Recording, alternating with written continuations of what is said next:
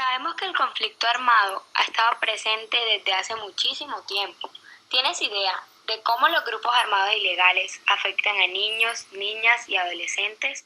¿Por qué una persona menor de 18 años accede a ser parte de esos grupos armados?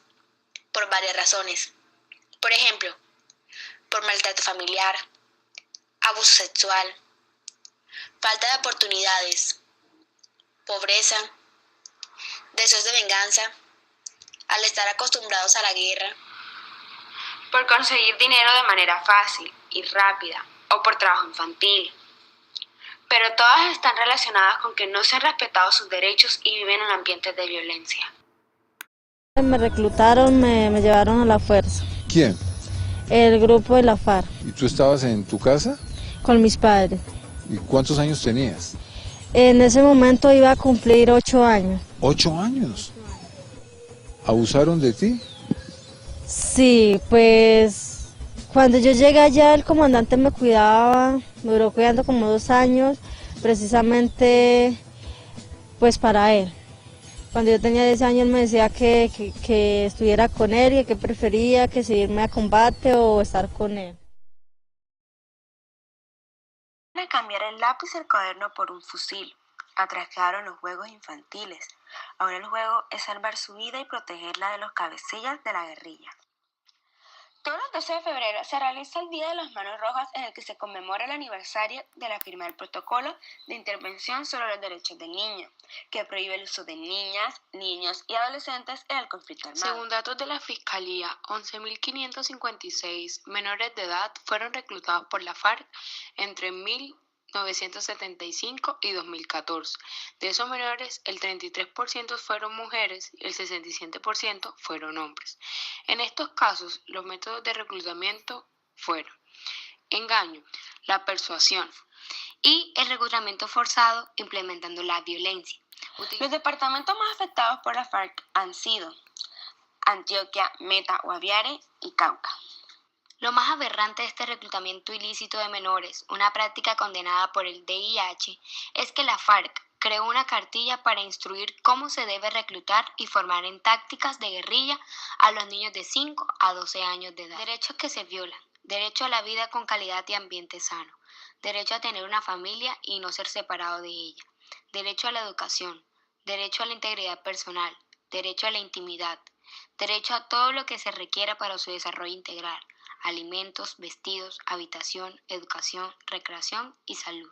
Mis primos, mis hermanos, pues yo los miraba en la guerrilla, pues yo pensaba que era, bueno, íbamos a ser unos guerrilleros, pero entonces yo me fui como ilusionado de las armas, de cargar un arma.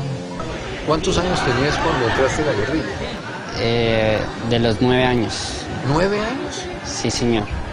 ¿Y eso por qué fuiste a dar allá? Mi zona donde yo vivía fue zona guerrillera y como los problemas económicos y de falta de oportunidades pues me llevó hasta allá. ¿Por qué hay niños en el conflicto armado colombiano? ¿Por qué están siendo obligados a cargar armas, a disparar, a asesinar y siendo asesinados? Hay quienes dirán que no podemos evitarlo, que los grupos armados al margen de la ley se los llevan a la fuerza.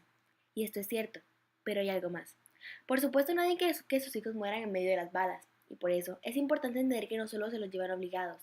La realidad es que hay cosas que pueden estar mal en la vida de los niños, que los empujan hacia el conflicto armado y los dejan en riesgo de ser atrapados por la violencia.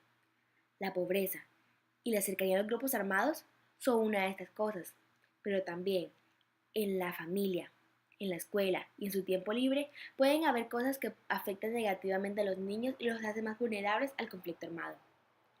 Pensemos en una casa donde golpean a sus hijos y los insultan todo el tiempo. ¿Cómo les afecta eso? Probablemente aprendan a golpear e insultar, pero también lo aprenderán si son sus papás o las personas de su casa los que se tratan a golpes. ¿Y si los agreden sexualmente? ¿Cómo los afecta eso? Un niño maltratado, que ve maltratos o que padece agresiones sexuales, aprende que su casa no es un lugar seguro, no va a querer estar ahí. Mejor dicho, su casa lo empuja hacia afuera y lo deja en riesgo de irse al conflicto armado. También consideremos la escuela. Es el lugar donde los niños adquieren herramientas para construir su futuro, las herramientas básicas para llegar a ser maestra, médico, futbolista, veterinario. Pero a veces esas escuelas quedan muy lejos de sus casas y muchas veces esos caminos son muy peligrosos. A veces los niños son tratados mal por sus profesores o compañeros, o a veces simplemente las clases son demasiado aburridas o los profesores no llegan. ¿Cómo afecta a su niño? Probablemente no va a ir a la escuela de la pereza, o si recibe maltrato, sentirá miedo.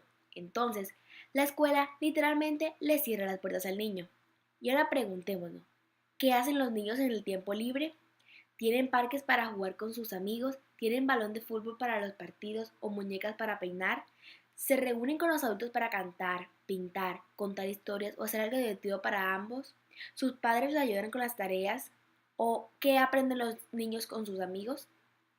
Un niño que no aprende en la escuela cómo usar las herramientas para cumplir sus sueños, que aprende que su casa no es un lugar seguro y que no encuentra nada útil para hacer en su tiempo libre, es un niño que está siendo empujado hacia el conflicto armado. A este niño no solo se lo están llevando los grupos armados ilegales, sino que su vida no le está dando opciones. Por el contrario, se le enseña que es indefenso, que con las armas puede evitar que lo agredan, que con la violencia de pronto pueda conseguir plata, que el conflicto armado es su única opción en la vida. Entonces, ¿qué podemos hacer? Es cierto que son situaciones difíciles, pero piensen que muchos papás y profesores fueron ese niño. Algunos llegaron a pensar que no tenían oportunidades en la vida y que tal vez su mejor opción era la violencia o irse a uno de los grupos armados, pero no lo hicieron. ¿Cómo lo lograron? Pues empezaron por sacar la violencia de sus vidas. Junto con sus padres y profesores, reconocieron que todos hacemos parte de esta situación y se les dieran opciones para que tomaran lo mejor de sus hogares, de las escuelas y de su tiempo libre.